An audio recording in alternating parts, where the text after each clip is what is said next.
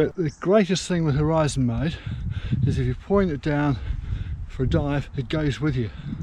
If you do it in angle mode, it fights you all the way, so it limits how much you can dive. So after many years of flying toy grade drones, I eventually bought a SpeedyBee F405 flight controller and built a drone around it. And one of the reasons I did it was because the ELRS has come of age and looked like a much more reliable protocol for any kind of range or penetration.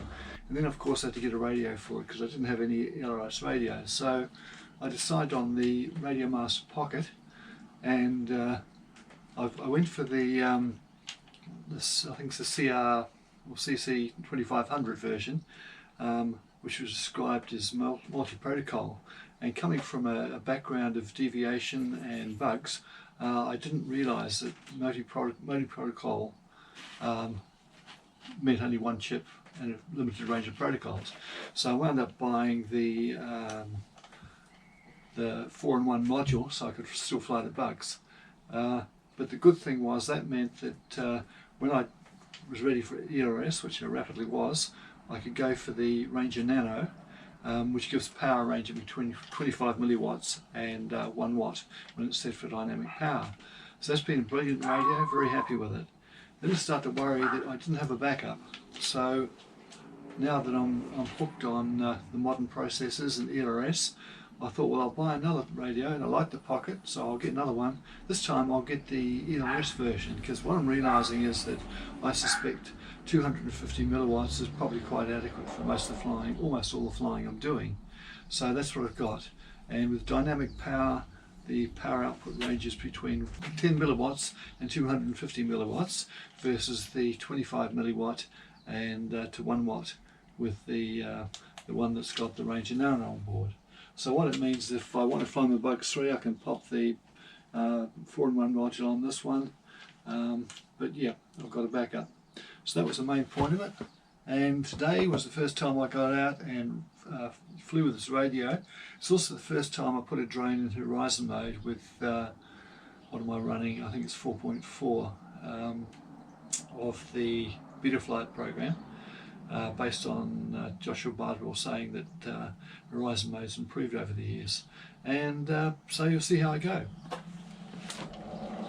I've got the ELRS version of the Pocket radio, which has got a range between 10 and 250 milliwatts, versus my Ranger Nano, which has 25 milliwatts to a watt. So see how that goes. And also I'm going to try this thing in horizon mode, which is why I don't have a GoPro strapped underneath it, as I amble towards possibly using full acro mode. So we'll get this down here, facing this away, and I'll get set up and we'll see how it goes. Okay, we're away.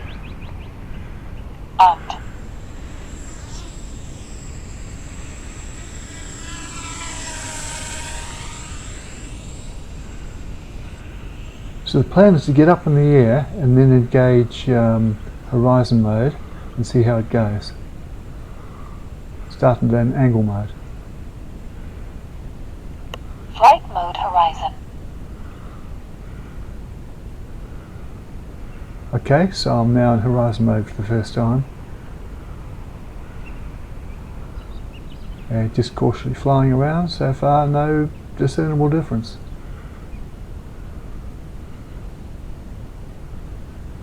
Now getting over a clear patch of lawn and doing a flip. It works! Sideways and forwards, and it worked really well.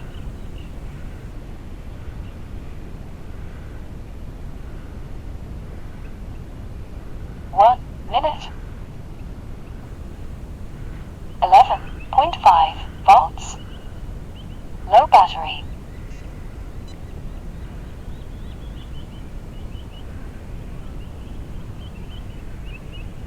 Low battery.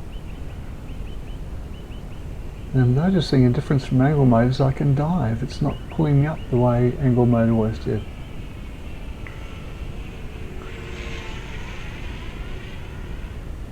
Low battery.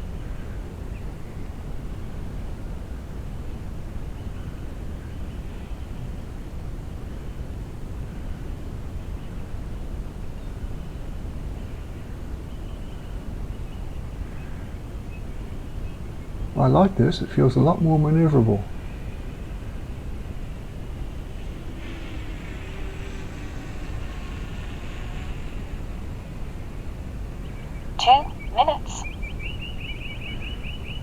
Using the ELRS version of the Pocket. No battery.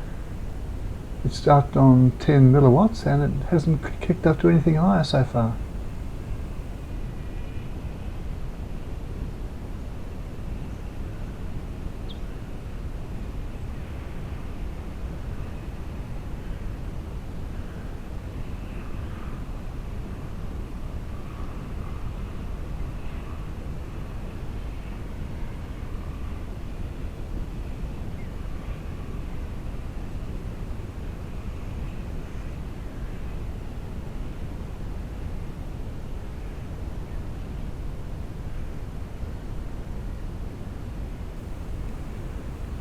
One thing I don't like is it tends to pull the nose up. You've got to consciously keep it down with the sticks compared to angle mode. 3 minutes.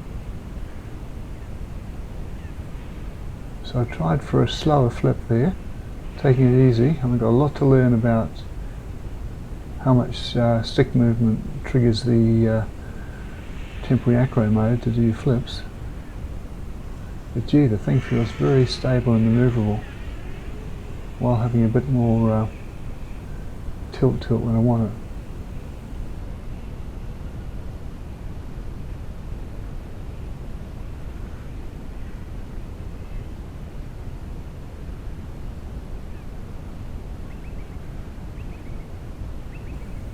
That was an even slower turn.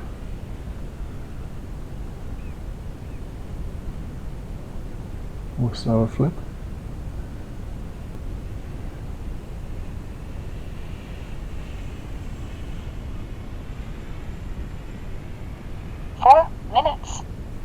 Takes me back to the early days with the bugs when you hit a little button and it would flip. But unfortunately it would upset the gyro, so you'd have to reset it every so often, otherwise it went nuts. 25 milliwatts, 10 milliwatts. I deliberately flew out to an area where reception is poorer and it jumped to an amazing 25 milliwatts, so far for having 250. 10 milliwatts, 10.3 volts, disarmed.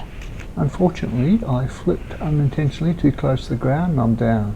Okay, I'm down. It's gone, but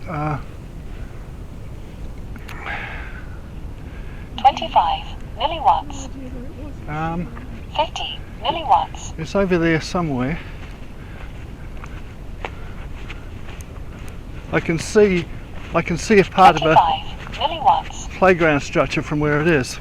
50 milliwatts. 25 milliwatts.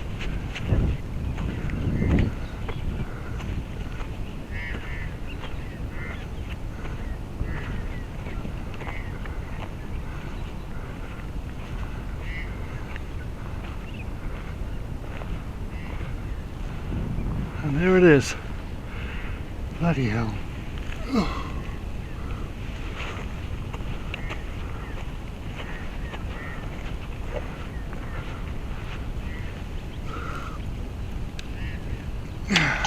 Milliwatts, 11.3 volts.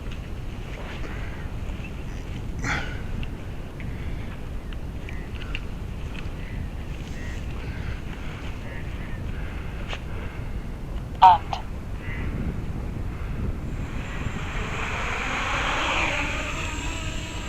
No battery.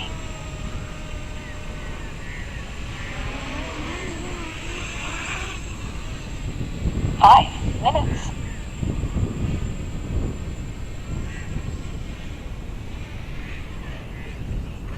Disarmed.